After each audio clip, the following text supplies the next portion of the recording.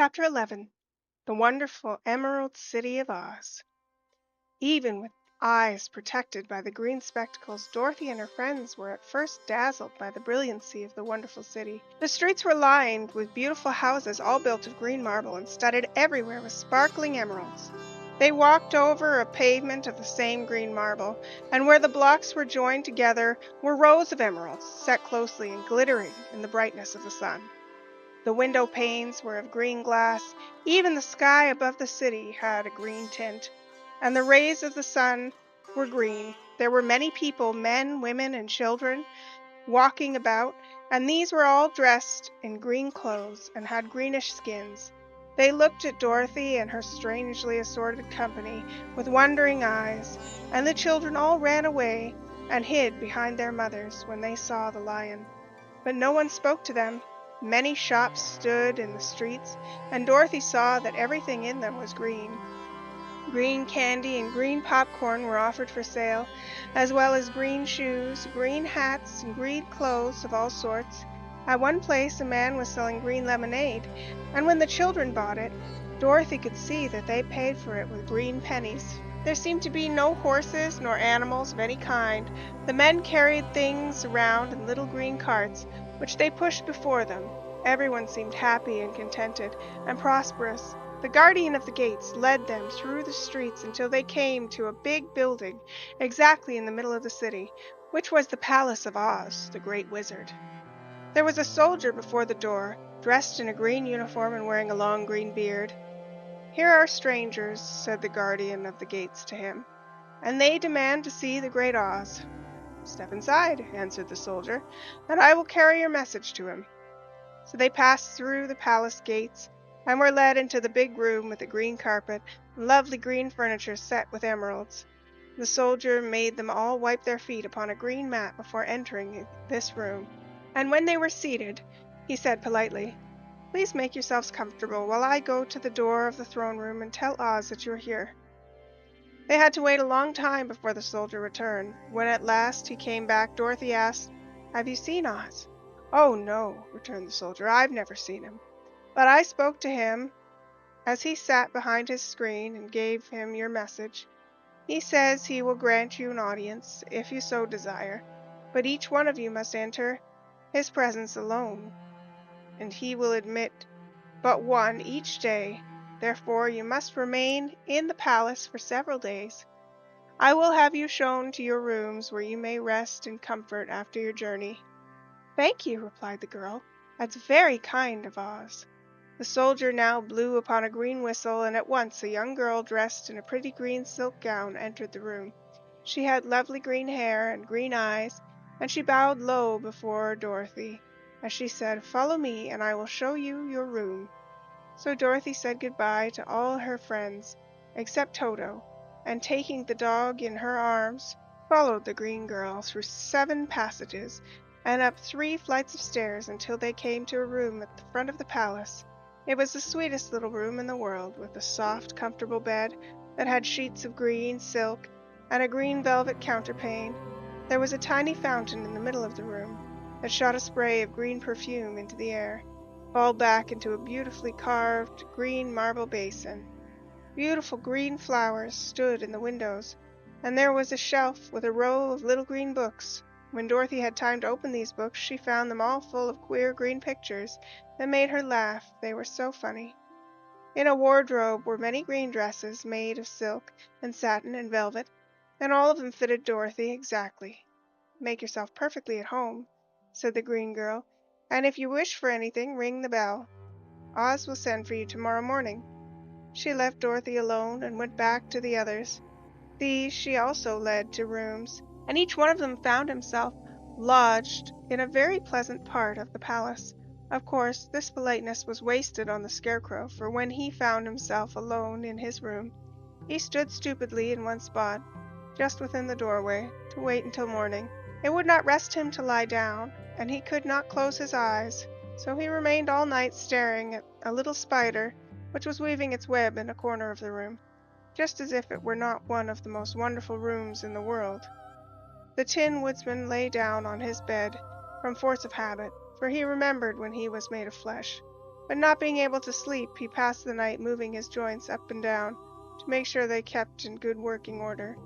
The lion would have preferred a bed of dried leaves in the forest, and did not like being shut up in a room, but he had too much sense to let this worry him, so he sprang upon the bed and rolled himself up like a cat, and purred himself asleep in a minute.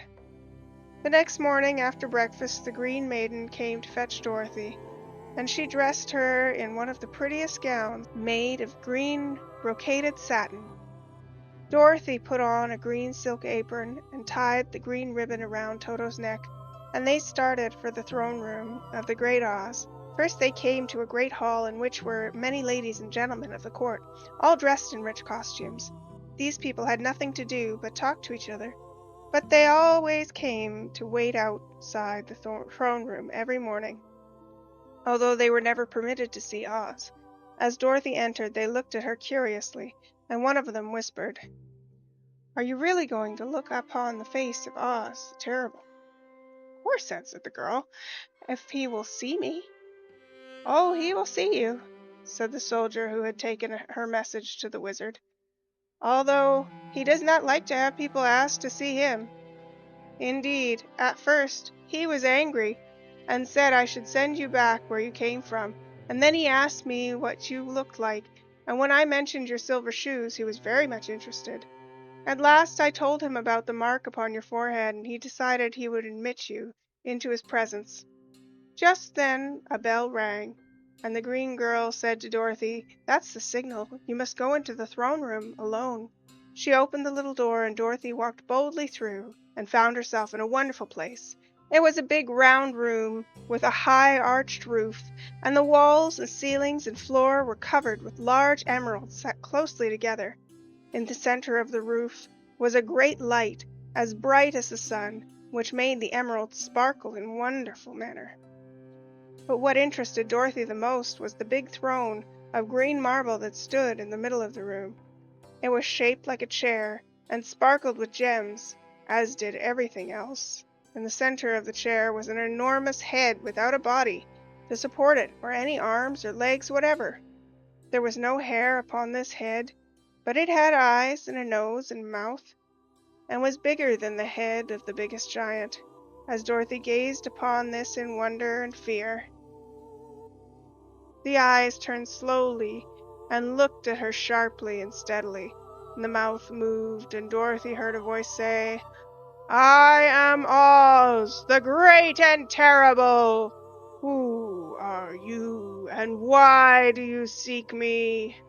It was not such an awful voice as she had expected to come from the big head, so she took courage and answered, "I'm Dorothy, the small and meek, and I have come to you for help." The eyes looked at her thoughtfully for a full minute, and then said the voice, "Where did you get the silver shoes?" "I got them from the Wicked Witch of the East, when my house fell on her and killed her," she replied. "Where did you get the mark upon your forehead?" continued the voice. "That is where the Good Witch of the North kissed me, when she bade me good-bye, and sent me to you," said the girl. Again the eyes looked at her sharply, and they saw she was telling the truth. Then Oz asked, "What do you wish me to do?" "Send me back to Kansas, where my Aunt Em and Uncle Henry are," she answered earnestly. "I don't like your country, although it is so beautiful, and I am sure Aunt Em will be dreadfully worried over my being away so long."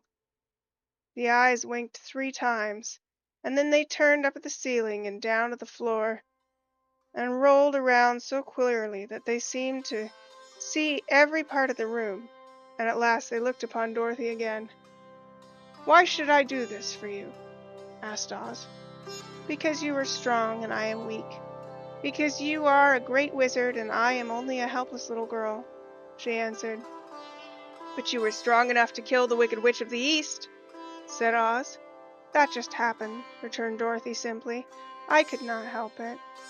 "Well," said the head, "I will give you my answer. You have no right to expect me to send you back to Kansas unless you do something for me in return. In this country everyone must pay for everything he gets. If you wish me to use my magic power to send you home again, you must do something for me first. Help me and I will help you." "What must I do?" asked the girl. "Kill the Wicked Witch of the West," answered Oz. "But I cannot!" exclaimed Dorothy, greatly surprised. "You killed the Witch of the East, and you wear the silver shoes, which bear a powerful charm. There is now but one Wicked Witch left in all this land, and when you can tell me she's dead, I will send you back to Kansas, but not before." The little girl began to weep. She was so much disappointed, and the eyes winked again and looked upon her anxiously, as if the great Oz felt that she could help him if she would. "I never killed anything willingly," she sobbed. "And even if I wanted to, how could I kill the Wicked Witch? If you, who are the great and terrible, cannot kill her yourself, how do you expect me to do it?" "I do not know," said the head. "But that is my answer, and until the Wicked Witch dies, you will not see your uncle and aunt again. Remember that the witch is wicked, tremendously wicked, and ought to be killed.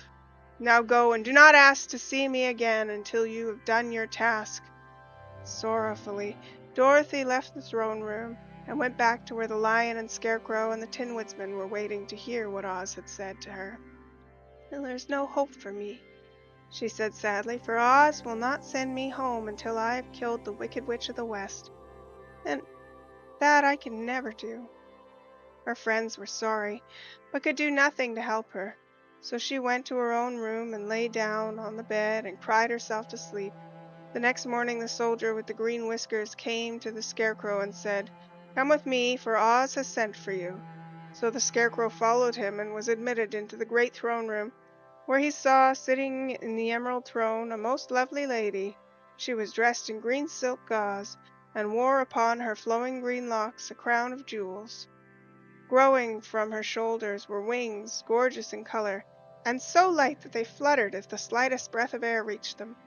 When the Scarecrow had bowed, as prettily as his straw stuffing would let him, before this beautiful creature, she looked upon him sweetly and said, "I am Oz, the great and terrible. Who are you?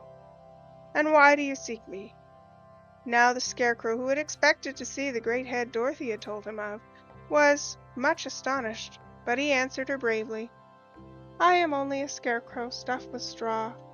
Therefore I have no brains, and I have come to you praying that you will put brains in my head instead of straw, so that I may become as much a man as any other in your dominions." "Why should I do this for you?" asked the lady. "'Cause you are wise and powerful, and no one else can help me," answered the Scarecrow. "I never grant favors without some return," said Oz. "But this much I will promise.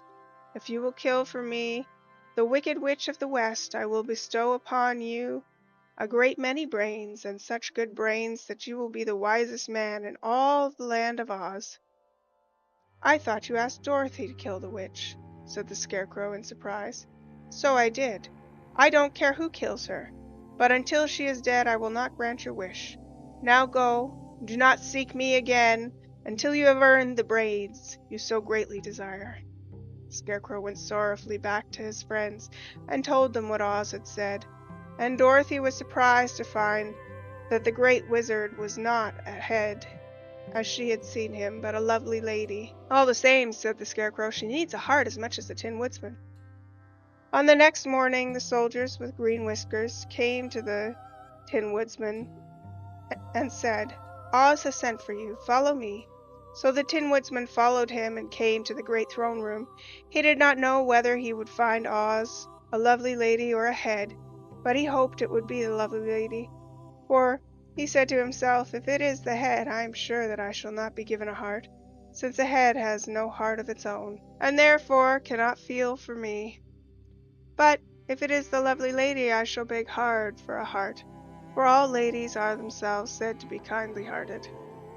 But when the Woodsman entered the great throne room, he saw neither the head or the lady, for Oz had taken the shape of a most terrible beast.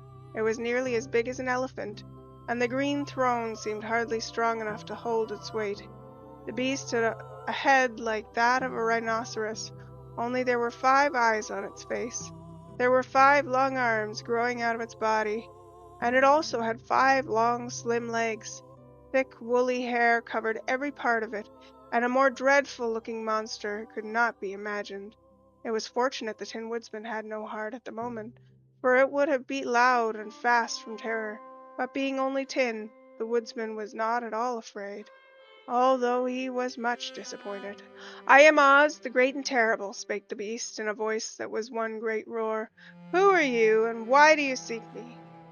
"I am a woodsman, and made of tin, therefore I have no heart, cannot love. I pray you give me a heart, that I may be as other men are." "Why should I do this?" demanded the beast.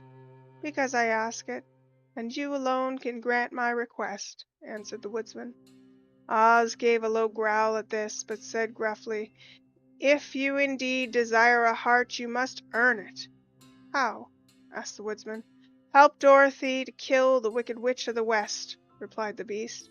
"When the witch is dead, come to me, and I will give you the biggest and kindest and most loving heart in all the land of Oz." So the Tin Woodman was forced to return sorrowfully to his friends and tell them the terrible beast he had seen.